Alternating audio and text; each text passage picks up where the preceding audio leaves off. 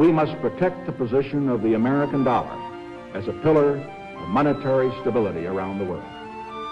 I have directed Secretary Connally to suspend temporarily the convertibility of the dollar into gold or other reserve assets, except in amounts and conditions determined to be in the interest of monetary stability and in the best interest of the United States. These countries had the right to claim gold to redeem their dollar reserves.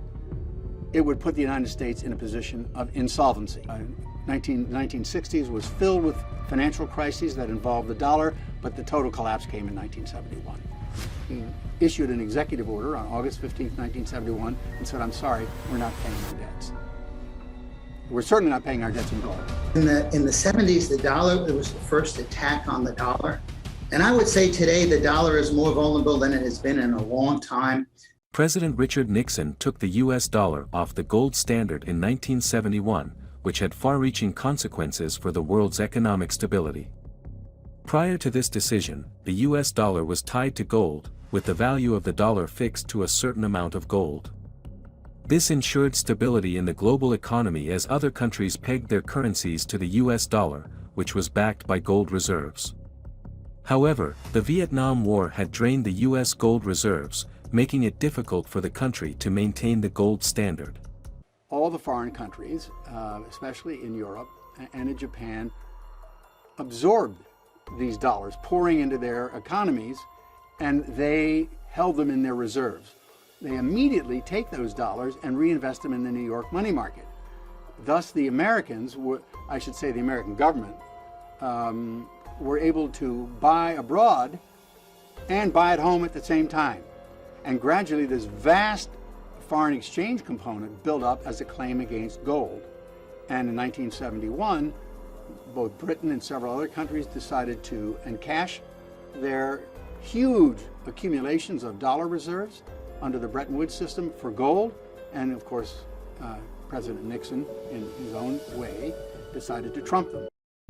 In order to deal with this issue, Nixon chose to abandon the gold standard, which effectively ended the Bretton Woods system.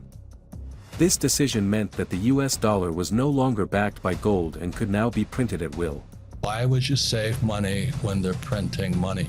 Because you didn't, I don't know. Because that's what you've been told to do. Of course. So question that.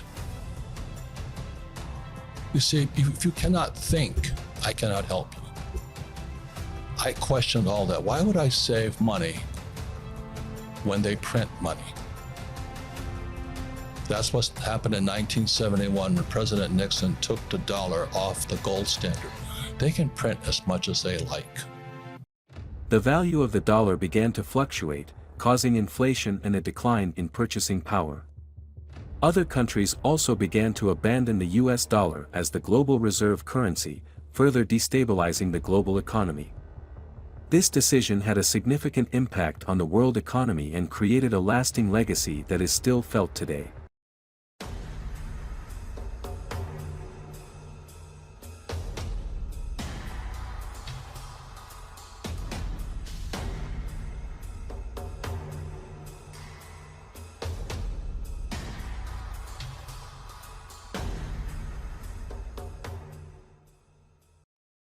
One of the immediate consequences of Nixon's decision to abandon the gold standard was the devaluation of the U.S. dollar. This meant that the U.S. dollar was worth less compared to other currencies, and it became more expensive for Americans to purchase goods and services from other countries.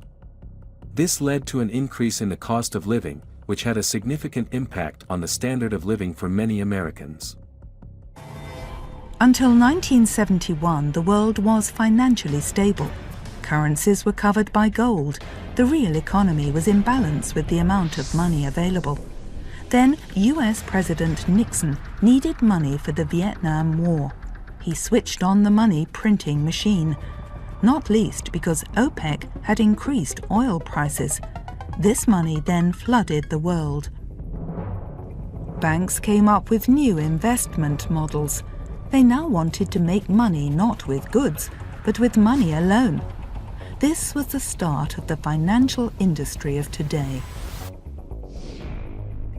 Credit cards and current accounts accelerated financial transactions. Former public responsibilities were privatized. Pensions are a case in point. The private sector is better at everything than the state, so they said. New billions came into play. Moreover, Nixon's decision to abandon the gold standard also had global implications. Countries that had pegged their currencies to the US dollar were left in a precarious situation, as the value of their currencies was now tied to a fluctuating and unstable US dollar.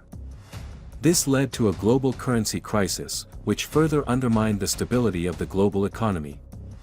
In response to this crisis, many countries began to seek alternative solutions. Some countries chose to create their own reserve currencies, such as the euro, while others began to stockpile gold reserves as a way to ensure stability in the face of economic uncertainty. The legacy of Nixon's decision to abandon the gold standard can still be felt today, as the world continues to grapple with the consequences of a global economy that is not tied to a stable and fixed standard. Nixon's decision to abandon the gold standard also had significant implications for the U.S. government's ability to manage its own economy. Prior to this decision, the government was constrained by the need to maintain sufficient gold reserves to back the U.S. dollar. However, after the gold standard was abandoned, the government had much greater freedom to print money and pursue expansionary fiscal policies. Overnight, the U.S. hitting its debt limit. Treasury Secretary Janet Yellen warning the government could delay payments as the White House refuses to budge on its spending plans. Here to react. Well, we see the numbers are already $31 trillion in debt, and then we pass this $1.7 trillion monstrosity, plus the $1.5 trillion in COVID spending. At some point, enough is enough. While this may have been beneficial in the short term, it also led to a significant increase in government debt and inflation. The U.S. government began to rely heavily on borrowing to finance its spending, which led to a rapid increase in the national debt. Inflation also became a major issue, with prices rising rapidly and eroding the purchasing power of the U.S. dollar. The decision to abandon the gold standard and print money to finance government spending has contributed to the problem of income inequality. The resulting inflation has eroded the purchasing power of those with fixed incomes, such as pensioners and those on low wages. At the same time, those with assets, such as stocks and property, have benefited from the inflationary environment, leading to a widening wealth gap. Finally, the global financial crisis of 2008 demonstrated the continuing fragility of the global economic system. While the causes of the crisis were complex, many experts argue that the legacy of the abandonment of the gold standard played a role in creating the conditions that led to the crisis. The crisis highlighted the need for greater global cooperation and coordination in managing the global economy, and for reforms to the financial system to prevent similar crises in the future. I think we're in a similar situation today in that the world economy really has to be refashioned in many ways. We are entering the digital age, and I say entering because some people think we're already there, but to me, this is like 1994 with the internet. We're at the very, very beginnings. And so thinking about a totally digitalized global economy, I think is really important. The second thing is, we really have to think through how we're going to deal with China. We've never faced a country that poses such a broad-based economic threat. And so when it comes to our trade policy, when it comes to currency, when it comes to cyber, when it comes to climate, China has to figure in a very integral way. And I don't think it's going to work just to say, cut them out, decouple. That is not the nature of the global economy. That's not the nature of markets. So I think that the Biden administration faces some really major issues, but they have to, I'm hoping that there's some really significant planning in terms of the positions that they're going to take. In recent years, China has been reducing its holdings of U.S. dollars and treasury bonds as part of its efforts to diversify its foreign exchange reserves and reduce dependence on the U.S. dollar. This strategy involves promoting the use of the yuan in international trade and investment, signing currency swap agreements with other countries, and launching its own international payment system. While China's increasing economic and political influence could potentially weaken the dominance of the US dollar as the world's reserve currency, this shift would likely take many years to occur, as the US dollar still remains the dominant global reserve currency. We have a lot of those same factors today. Nationalism was rising, protectionism was rising. There was great dissatisfaction, as everyone knows, with the war in Vietnam. So, you look at today, we've got the same trade problems. We've got the beginnings of inflation. We have nationalism. And so, and in both cases, in the 70s, the dollar, it was the first attack on the dollar. And I would say today, the dollar is more vulnerable than it has been in a long time, especially if you look at the beginnings of digital currencies and the rise of China. In conclusion, Nixon's decision to abandon the gold standard in 1971 had far-reaching consequences for the U.S. and global economy.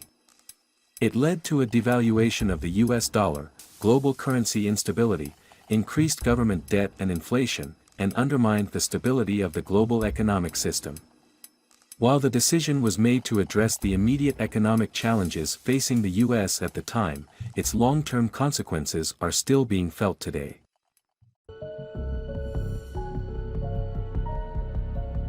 George says as long as we do not have convertibility, he says the Europeans can't do all that much to us. They can't. Because he says when we had convertibility, then they had a right to lecture us about what we ought to do. But with convertibility, without convertibility, that is not the case. You just shouldn't get all that excited about the fact that they worry about our budget. Is that your view? That's exactly right. They can't do one cockeyed thing. And they'll say, oh, well, we've got to maintain our relations. We've asked them to hold dollars. And I said, no, we didn't ask them to hold dollars. They've held dollars. It's been in their interest to hold dollars. That's right. And I said, hell with them. I'm not worried about them. I'm worried about us. That's right.